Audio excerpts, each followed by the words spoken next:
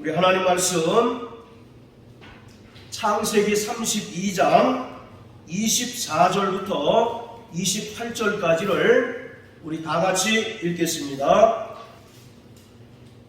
자, 같이 읽습니다. 시작. 야곱은 홀로 남았더니 어떤 사람이 날이 새도록 야곱과 씨름하다가 그 사람이 자기가 야곱을 이기지 못함을 보고 야곱의 환도뼈를 치매 야곱의 환도뼈가 그 사람과 씨름할 때에 위골되었더라. 그 사람이 가로되 날이 새려 하니 나로 가게 하라. 야곱이 가로되 당신이 내게 축복하지 아니하면 가게 하지 아니하겠나이다. 그 사람이 그에게 이르되 내 이름이 무엇이냐? 그가 가로되 야곱이니이다. 그 사람이 가로되 내 이름을 다시는 야곱이라 부를 것이 아니요 이스라엘이라 부를 것이니 이는 내가 하나님과 사람으로 더불어 겨루어 이기었음이니라. 아멘. 자, 35장 10절입니다.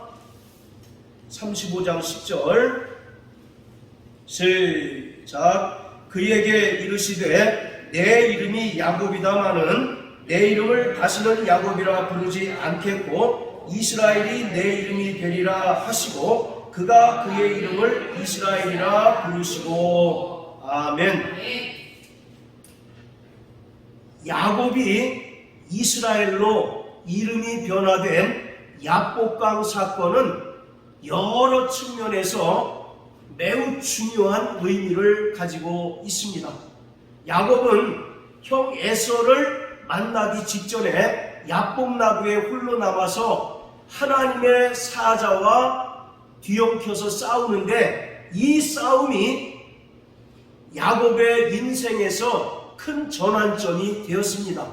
단순히 이름만 바뀐 것이 아니라 그의 존재가 사기꾼 야곱에서 하나님께 선택받은 민족의 조상 이스라엘로 탈바꿈한 대단히 중요한 사건입니다. 이 이스라엘이라고 하는 이름은 구약시대에는 하나님께서 선택하신 특정한 민족의 이름이었습니다. 그러나 신약에 와서는 교회가 새로운 이스라엘 또 영적인 이스라엘로 불리우게 되었습니다. 자, 우리 여기 표시해 놓으시고 요한복음 1장 47절 다 같이 보겠습니다.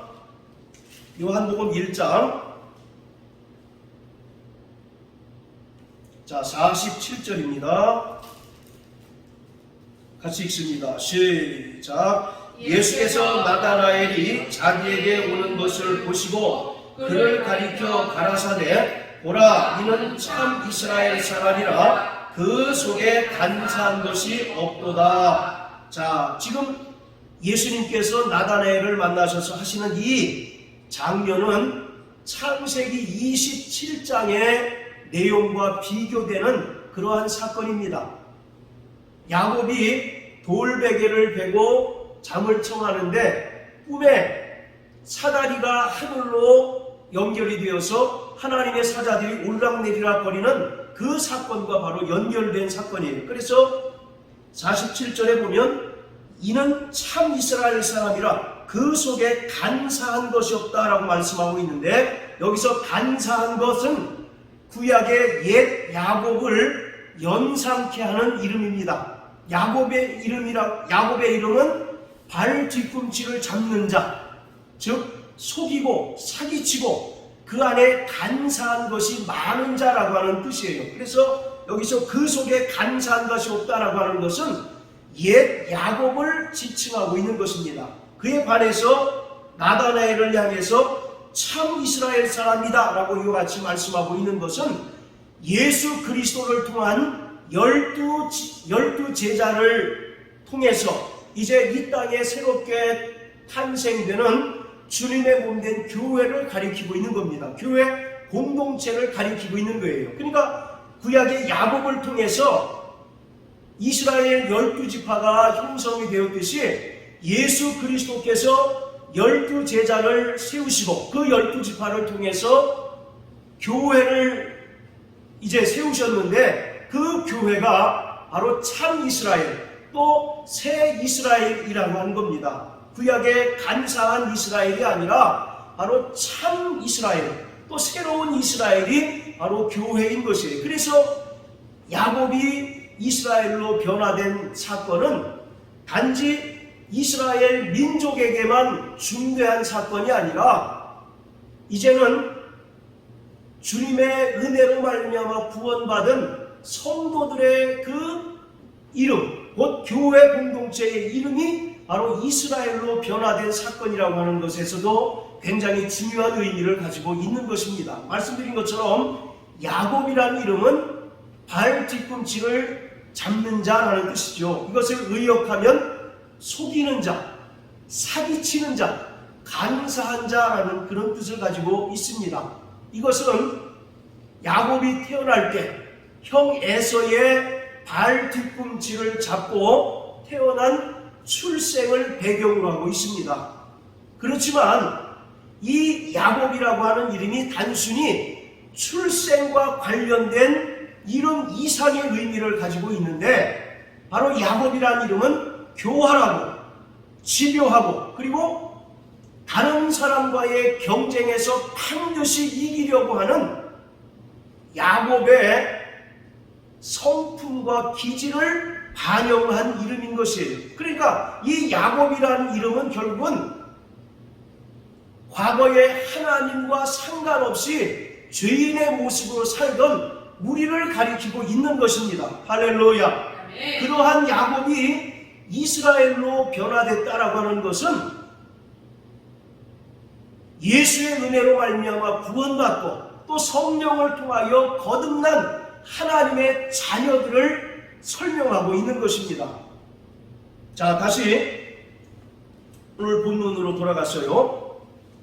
성경에서 새로운 이름이 부여된다라고 하는 것은 그 존재의 변화를 의미합니다. 그리고 정체성의 변화를 의미하고 있는 것이에요. 유대인들에게 있어서 이름이라고 하는 것은 그가 어떠한 사람인가, 즉 그의 존재, 그의 인격, 그리고 그의 속성을 나타내는 중대한 요소인 것입니다.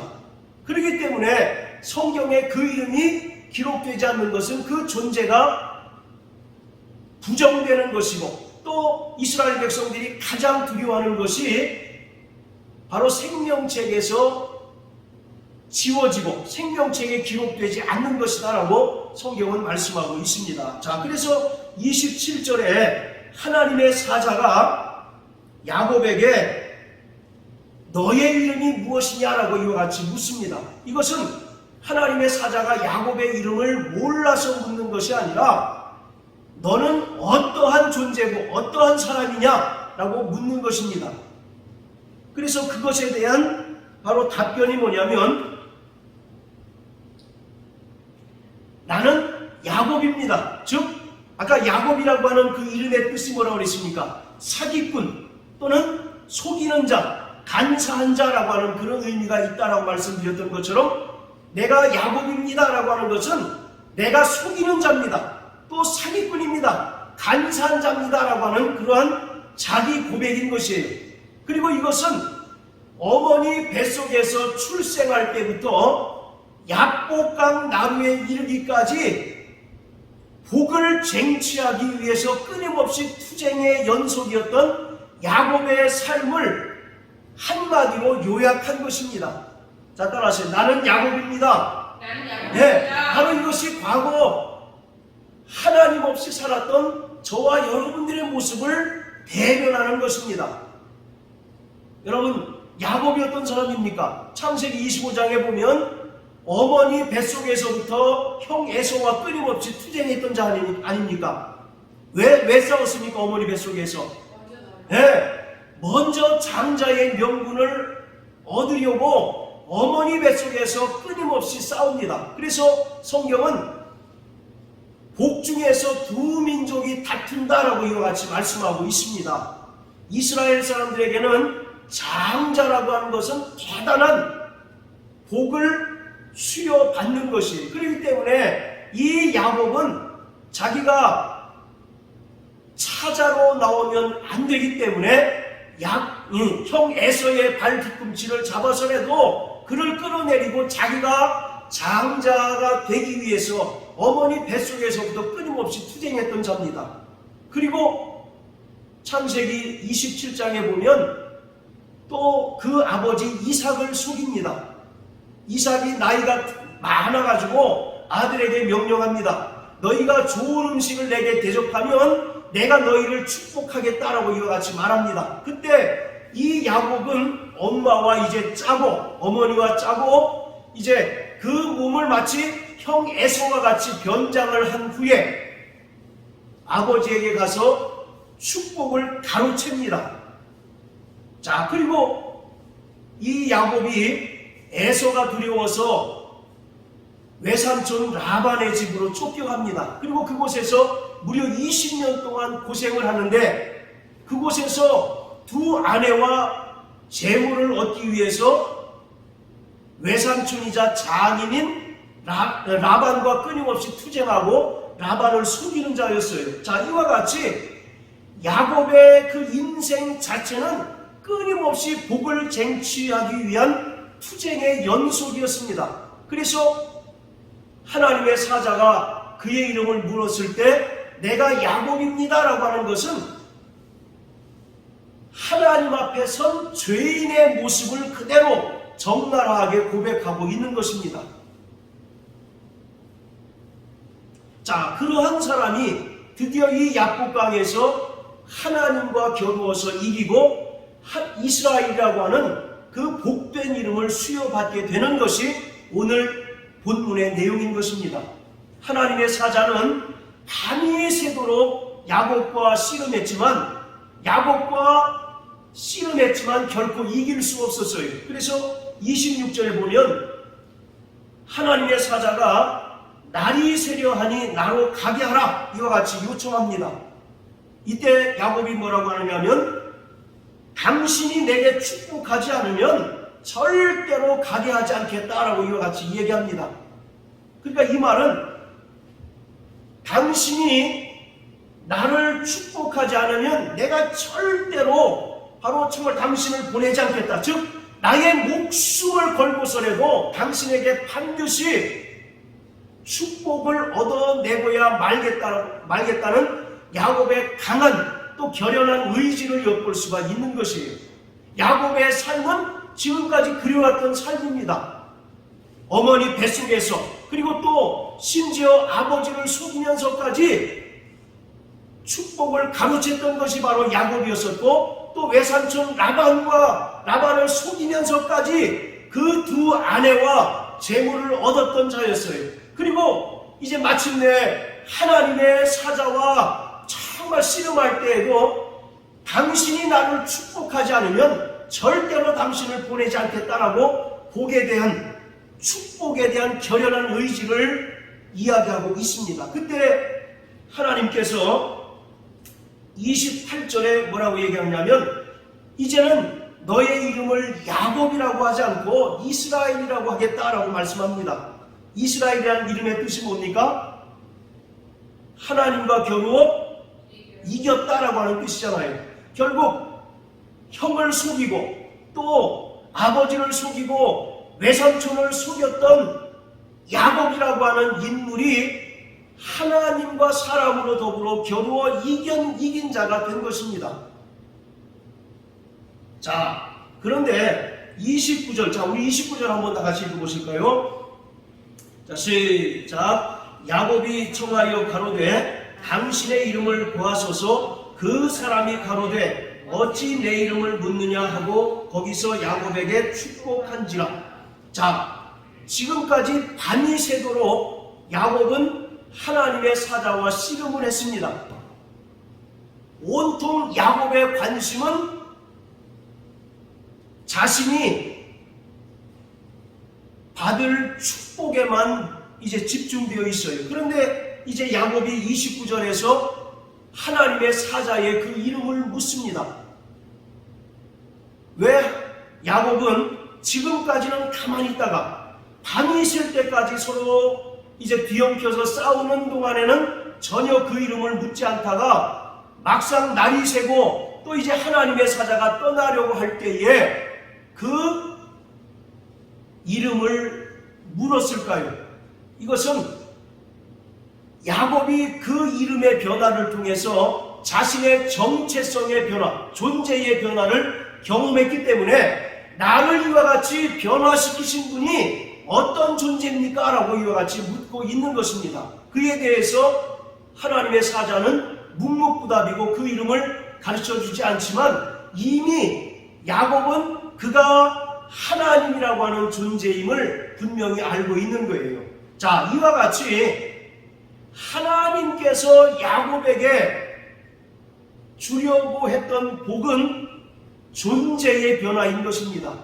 정체성의 변화를 주고자 했던 거예요. 야곱은 지금 어떤 복을 취하려고 했습니까? 지금 약복강 나루에서 밤새 하나님의 사자와 싸운 이유가 뭐예요? 형 에서가 400명의 그 용사들과 더불어 자신을 죽이려고 하는 것이 두려워서 하나님의 사자와 정말 겨룸으로써 복을 받기 위해서 했던 것 아니겠습니까? 바로 이와 같이 야곱이 지금 추구했던 복은 절대적으로 세상 복인 것입니다. 세상 사람들이 가치를 두는 바로 세상 복이 그에게 주요 관심사였어요. 그러나 하나님께서 이 약복강 사건을 통해서 야곱에게 주려고 했던 복은 존재의 변화인 것입니다. 다시 말씀드리면 거듭남의 그 은혜를 베풀어 주려고 했던 것이에요. 새로운 피조물로 변화되고 또 거듭나고 사람이 날마다 새 사람을 입는 것, 그것이 하나님께서 우리에게 주시고자 하시는 바로 최고의 복인 것입니다.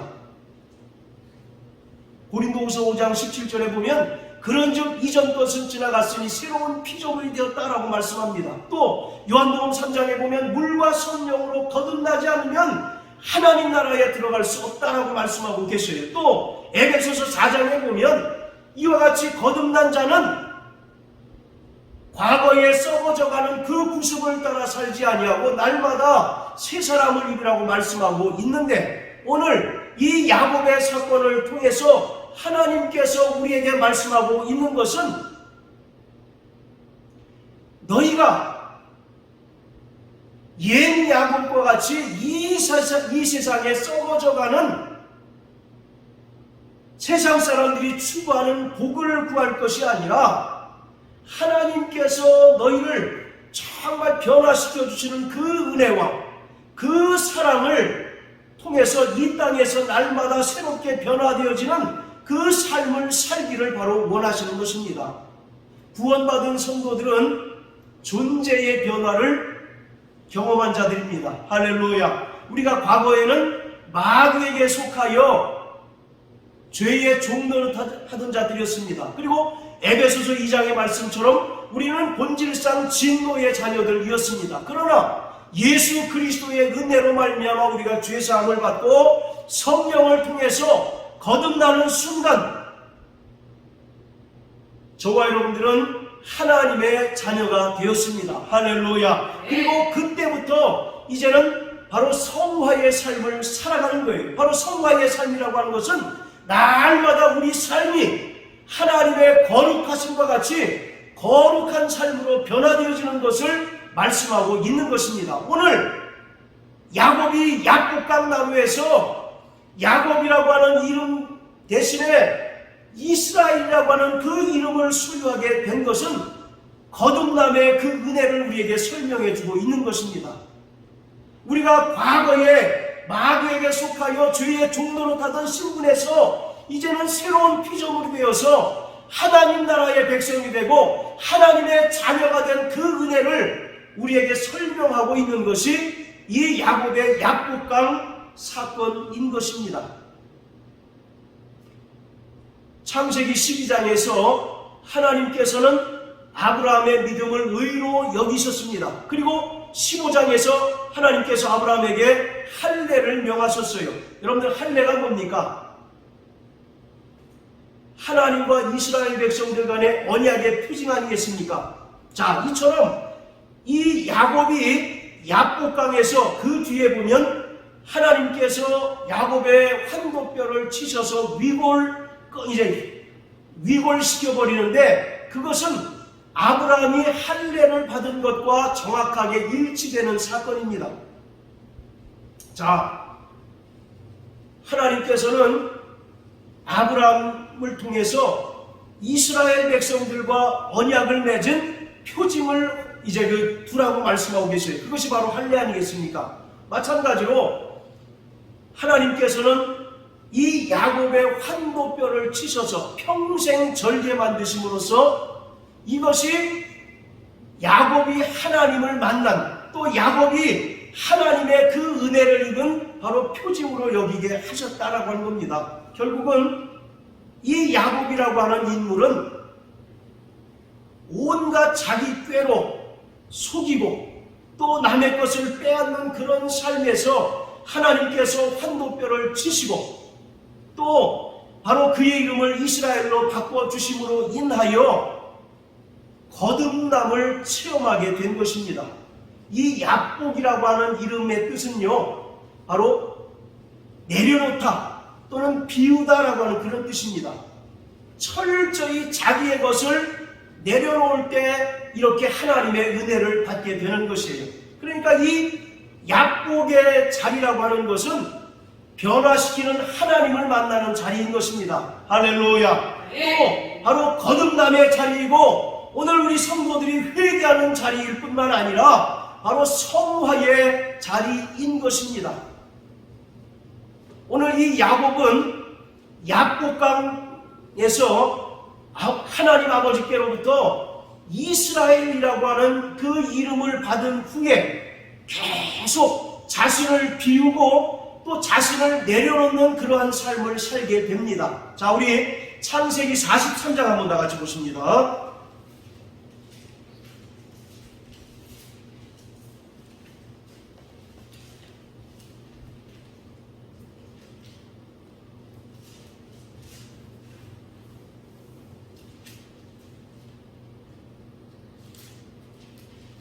자, 창세기 43장 14절. 자, 우리 김 집사님 1절부터 14절까지 좀 긴데요. 한번 읽어주십시오.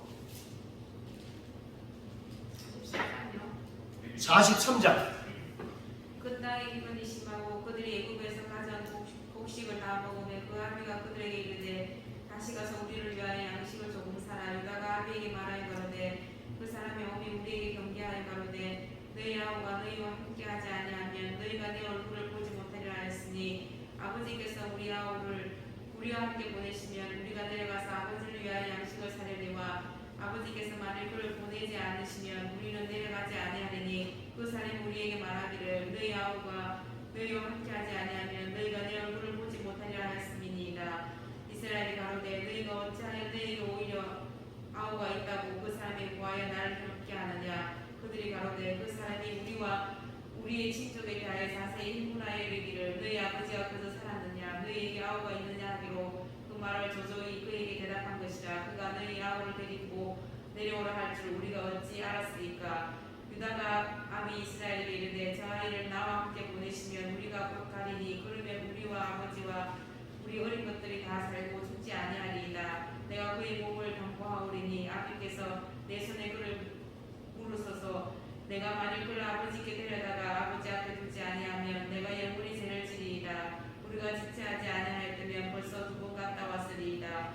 그들의 아비 이스라엘이 그들에게 이르되 그러할진대 이렇게 하라. 너희는 이 땅의 아름다운 수산을 그릇에 담아가지고 내려가서 그 사람에게 예물을 삼을지니 곧 유향 조금과 꿀 조금과 향품과 모략과 비자와 바다행이니라. 너희 손에 돌을 내나 가지고 너희 사로 아구에 도로 넣어 온 그들의 그 돈을 다시 가지고 가라. 혹 차라리 있을까 두렵도다. 내 아우도 데리고 떠나 다시 그 사람에게로 가라. 전능하신 하나님께서 그 사람 앞에서 너희에게 은혜를 베푸사 그 사람으로 너희 다른 형제와 베냐민을 돌려보내게 하시기를 원하노라. 내가 자식을 잃게 되면 이르리로다. 예, 자 14절 보시면 내가 자식을 잃게 되면 이르리로다 라고 이렇게 얘기합니다. 이게 무슨 내용이냐면 지금 이스라엘에 흉년이 들었습니다. 그래가지고 애굽으로 곡식을 이제 구하러 가는 장면인데, 당시에 애굽의 총리가 바로 요셉 아니겠습니까? 그래서 요셉에게 가서 곡식을 구해 왔는데, 그들이 요셉이 계속 이 곡식을 구하러 간 형들을 정탐꾼으로 이제 몰아세우는 겁니다. 그리고 너희들이 정탐꾼이 아니라면 너희 집에 있는 막내를 내게로 데리고 오라, 이와 같이 이야기합니다. 그래서 지금 그 형들이 다시 이스라엘로 돌아와가지고 아버지인 야곱에게, 이스라엘에게 그 애굽의 총리가 베냐민을 데리고 오라고 합니다 라고 이렇게 이야기하는 겁니다. 그때 14절에 지금 그 아버지 야곱이 베냐민을 돌려보내게 하시기를 원하노라. 내가 자식을 잃게 되면 이르리로다. 바로 이 12아들 중에 베냐민은 가장 막내입니다. 막내. 우리 보통 사랑은 내리사랑이라고 얘기하잖아요. 그러니 부모 입장에서 가장 사랑스러운 존재가 막내 아니겠습니까? 그런데 이 막내를 요셉의 총리가, 애굽의 총리가 바로 요구하는데, 그를 데리고 가면 반드시 죽을 거라고 이들이 생각하고 있는 거예요. 그래서 바로 내 아들을, 내가 자식을 잃으면 이르리로다 라고 이와 같이 이야기합니다. 즉 이것은 그냥 자식을 버린다라고 하는 측면이 아니라 하나님께 모든 것을 맡깁니다 라고 하는 바로 그런 의미가 되는 겁니다. 자, 이것은 여러분들 창세기 22장에 보면 하나님께서 아브라함에게 뭘 요구하십니까? 네, 100세에 낳은 독자 이삭을 모리아산으로 데리고 가서 번제물로 드리라 라고 이와 같이 말씀하잖아요. 그런데 아브라함은 그것에 절대적으로 순종해서 모리아산에서 그를 번제물로 바로 드립니다. 그와 같이 지금 야곱이 그 말자들 베냐민을 애굽으로 이제 보내는 것은 하나님께서 아브라함에게 독자 이삭을 요구하시는 것과 바로 같은 사건이라고 하는 겁니다. 그건 이와 같이 예수의 은혜로 말미암아 구원받고 성령으로 거듭난 자들은 끊임없이 이 땅에서 내가 가장 사랑하고 이 땅에서 내가 가장 귀하게 여기는 것들을 하나님 앞에 끊임없이 내려놓는 연습을 해야 된다라고 하는 겁니다. 바로 그것이 거듭난 성도들의 바로 삶인 것이에요. 우리는 하나님의 나라에 들어가기 위해서는 이 세상에 있는 것들을 끊임없이 내려놓는 연습을 해야 하는 겁니다. 그것을 지금 야곱은 약복이라고 하는 강에서 하나님을 만나면서 비로소 깨닫게 된 거예요. 여러분, 12명의 막내 아들이 얼마나 귀합니까? 그 막내 아들을 애굽으로 보낸다는 것은 당시에 그 야곱과 12명의 그 형제들에게는 반드시 이 말째, 그 막내가 반드시 죽게 될 것이다 라고 하는 그런 생각이 있었던 겁니다. 그러나 야곱이 내가 자식을 잃게 되면 이리로다 라고 이와 같이 고백하고 있는 것은 이것이 바로 그가 하나님의 뜻이라고 하는 것을 비로소 깨닫게 된 겁니다. 그래서 내가 이 땅에서 가장 소중하게 여기고 가장 귀중하게 여기는 것을 바로 온전히 내려놓습니다 라고 하는 바로 그런 고백을 하게 되는 거예요. 오늘 여러분들의 삶의 자리가 약복강이 되시길 주의 이름으로 축원합니다. 이 땅에서 우리가 구원받고 또 성령으로 말미암아 거듭난 자들은 이 땅에서 끊임없이 자기 자신을 비우고 또 자기 자신을 내려놓는 연습을 해야 하는 것입니다. 모난 물이 정을 맞는다는 속담이 있잖아요. 바로 이와 같이 우리가 구원받고 또 이 땅에서 성화의 삶을 살게 되는데, 바로 성화의 삶이라고 하는 것은 철저하게 자기의 그 못난 자아가 깨어지고 자기의 옛 성품이 깨어지고 하나님의 성품으로 변화되는 것이고, 그리고 하나님 나라의 백성으로 변화되어지는 삶을 살아내는 것입니다. 그렇게 훈련된 자들이 하나님의 나라에 들어갈 수가 있는 것이에요. 우리가 구원받고 또 거듭났다 할지라도 여전히 썩어져가는 옛 습관대로 살아가는 자는 하나님 나라에 합당치 않습니다. 그래서 성경은 말하기를 쟁기를 들고 뒤를 돌아보는 자는 하나님 나라에 합당치 않다라고 말씀하고 있잖아요. 또 소돔과 고모라에서 4명이 탈출했지 않습니까? 그런데 그 중에 한 명이 소금 기둥이 됐어요. 그게 누굽니까? 롯의 처 아니겠어요? 하나님은 분명히 뒤를 돌아보지 말라고 말씀하고 계십니다. 오직 앞만 보고 향해서 나가라고 말씀하고 계신데, 롯의 처가 소돔과 고모라에 들어온 재산에 미련이 남았는지 뒤를 돌아보는 순간 그가 소금 기둥이 되어버리고 말았던 거예요. 오늘 이와 같이 과거에 복을 쟁취하기 위하여 남의 것을 빼앗고 속이던 그 야곱이 야복강 나루에서 하나님을 만나고 또 그 이름이 이스라엘로 변화된 순간 그는 이 땅에서 정말 구원받은 하나님의 백성들이 살아야 하는 삶의 원리를 비로소 깨닫게 된 겁니다. 그 삶의 원리가 뭡니까? 철저히 자기를 비우는 겁니다. 할렐루야. 네. 철저히 자기 자신을 내려놓는 것이에요. 하나님께서 요구하시면 그에게 있어서 가장 귀하게, 가장 사랑스럽게 여기는 그 막내인 베냐민이라도 내어놓는 그런 믿음이 있어야 한다라고 하는 것을 오늘 이 야곱을 통해서 우리는 깨달을 수가 있는 것입니다. 할렐루야. 아멘. 과거에 옛 야곱이 바로 나인 것을 깨닫게 되시길 바랍니다.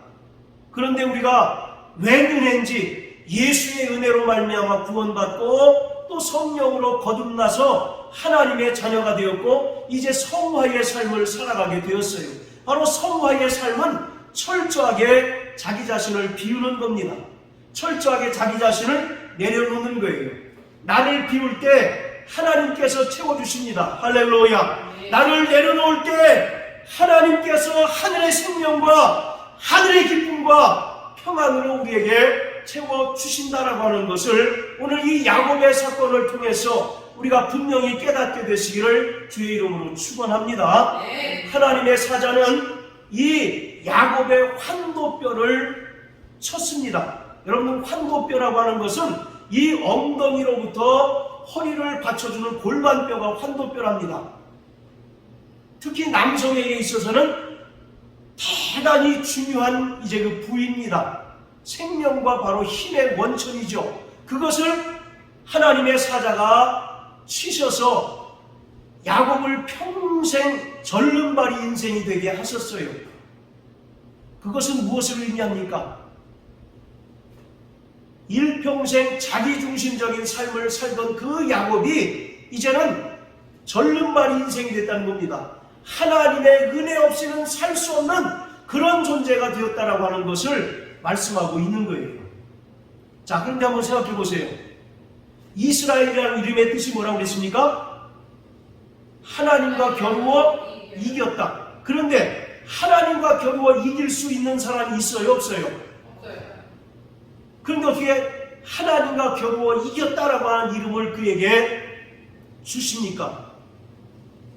하나님과 겨루어 이길 수 있는 사람이 이 세상에 없지 않습니까? 그럼에도 불구하고 하나님께서 옛 야곱에게 이스라엘, 곧 하나님과 사람으로 겨루어 이겼다라고 하는 이름을 주십니다. 그렇기 때문에 이 이스라엘이라고 하는 이름은 야곱에게 과분한 이름이에요.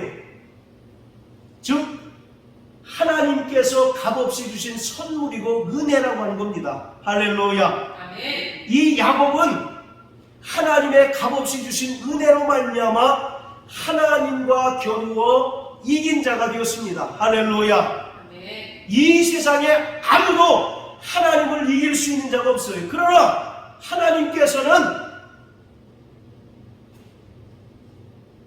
당신의 백성들이 은혜로 구하고 은혜로 살아갈 때 그들에게 져주시겠다라고 말씀하고 있는 것입니다. 내 힘과 내 어떤 의를 따라서 살아갈 때는 하나님께서 그러한 자들은 멸시하시고 그러한 자들을 돌아보지 않으시지만 날마다 하나님의 그 은혜를 구하고 날마다 하나님의 그 은혜를 사모하는 자들에게 하나님께서는 고의로 져주시겠다는 거예요. 그러한 자들에게 하늘의 풍성한 은혜와 생명과 하늘의 것으로 채워주시겠다라고 하는 것입니다. 그러므로 구원받은 성도들은 하나님, 나는 하나님의 은혜 없이는 살 수 없는 절름발 인생입니다 라고 이와 같이 날마다 고백해야 합니다. 자, 저를 따라해 보세요. 하나님, 나는 하나님의 은혜 없이는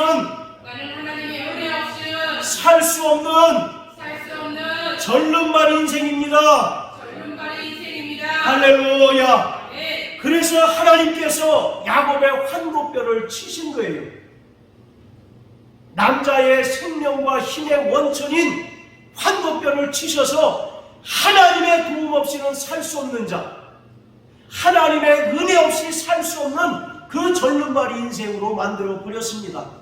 과거의 옛 야곱은 자기의 꾀와 자기의 속임수로 남의 것을 빼앗으며 살았던 자입니다. 남의 복을 갈취하며 살았던 자였어요. 그리고 이 세상에서 추구하는 복을 남들보다 더 많이 얻기를 힘썼던 자였습니다. 그랬던 자가 약복강에서 자신을 내려놓는 순간 하나님께서 그에게 은혜를 베푸셨고 또 은혜받은 야곱은 이제 새로운 이름인 이스라엘로 이 땅에 살아가는 동안 철저하게 하나님 은혜만을 의지하고 내려놓는 삶을 살아가게 되었다는 것입니다. 자기중심적인 삶을 우리는 철저히 내려놓아야 합니다. 할렐루야. 그리고 복을 얻기를 투쟁하는 그러한 삶에서 이제는 하나님 앞에 완전히 항복하고 나의 모든 것을 그분께 내어맡기는 그런 삶을 살아야 합니다. 그런 삶이 쉽습니까? 어렵습니까? 너무 어렵죠. 그렇기 때문에 우리는 날마다 믿음의 진보를 거듭해야 하고 날마다 새 사람을 입어야 하는 것입니다. 성령의 힘과 능력으로 그렇게 해야 된다는 거죠. 할렐루야. 그래서 오늘 우리는 이 땅에서 끊임없이 내려놓는 자 되시길 주의 이름으로 축원합니다.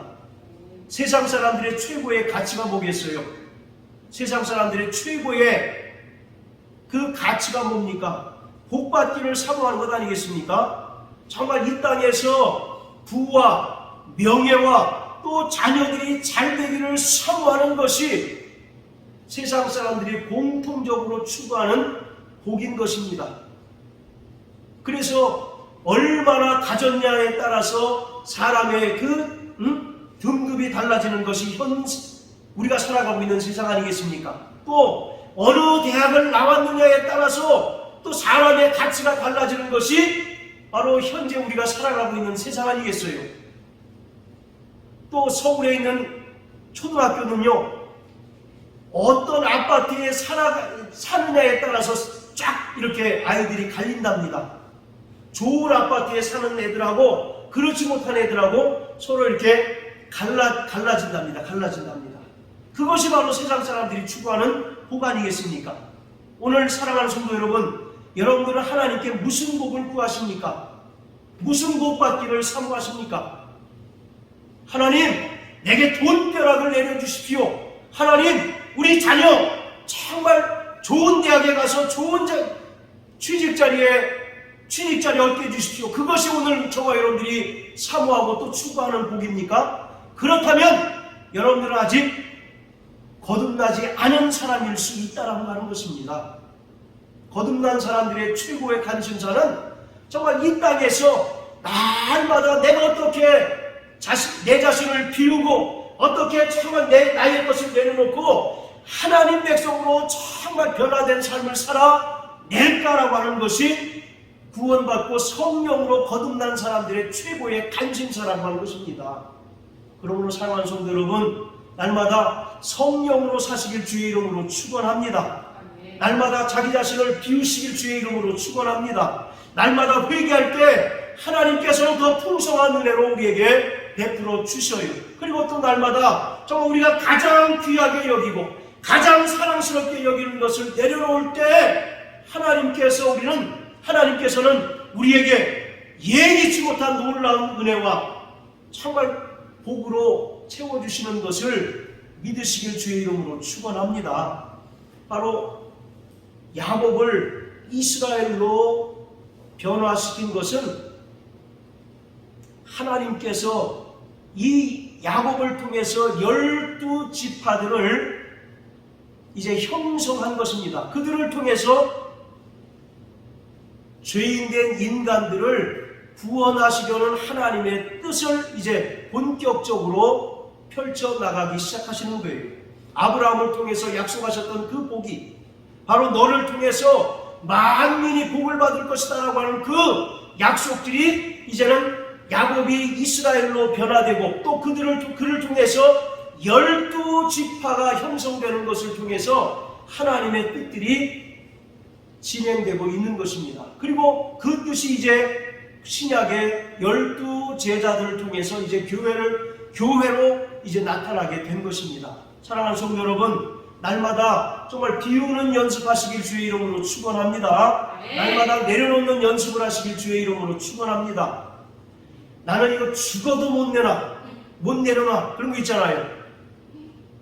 만약에 여러분들에게 그럴 일 없겠지만 하나님께서 네 아들을 바쳐라,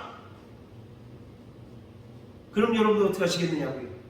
실제로 중국에 가보니까 자기 아들을 하나님께 제물로 바친 사건이 있어요. 나 실제로 보진 못했지만 들었습니다. 그리고 그 사람들은 왜 성경에 그런 말씀 있잖아요. 오른손이 범죄하면 찍어버리라. 실제로 찍어버린 사람이 있다는 겁니다. 자, 하나님께서 매일 우리에게 요구하셔요.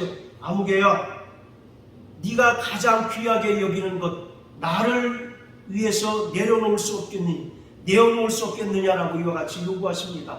그때 여러분은 어떻게 하시겠습니까? 정말 영원한 하늘에 소망을 두고 살아가는 자는 오늘 이 야곱과 같이 가장 사랑하고 가장 이뻐하는 그 막내 아들인 베냐민조차 정말 하나님 뜻에 내려놓는 그런 삶을 살아낼 것입니다. 날마다 성화의 삶을 사시는 저와 여러분들 되시길 주의 이름으로 축원합니다. 나 따라하세요. 나 영혼아, 날마다 비우는 자가 되자. 나 영혼아, 날마다 내려놓는 자가 되자. 구약의 광야 생활을 여러분들 연상하시면 됩니다. 그들이 내려놓고 비우는 삶을 살지 않았잖아요. 그들은 끊임없이 어디를 추억합니까? 애굽의 생활을 추억해요. 야, 우리가 애굽에서는 비록 노예였었지만 먹을 것, 마실 것 정말 풍족했다라고 이렇게 얘기합니다. 그런데 광야는 마실 물도 없고 먹을 양식도 없으니 우리가 장관 한 명을 세워서 다시 애굽으로 돌아가자라고 이와 같이 얘기하지 않습니까? 그때 하나님께서 그들을 광야에서 죽여버리신 것을 우리가 분명히 기억합니다. 사랑하는 성도 여러분, 그렇기 때문에 우리는 자꾸 과거의 삶을 추억하는 것이 아니라 정말 내게 있는 과거의 습관들, 과거의 모습들을 자꾸 비우고 하나님을 닮아가고 하나님의 성품대로 살아갈 수 있는 그런 사람이 되어야 하는 것입니다. 할렐루야.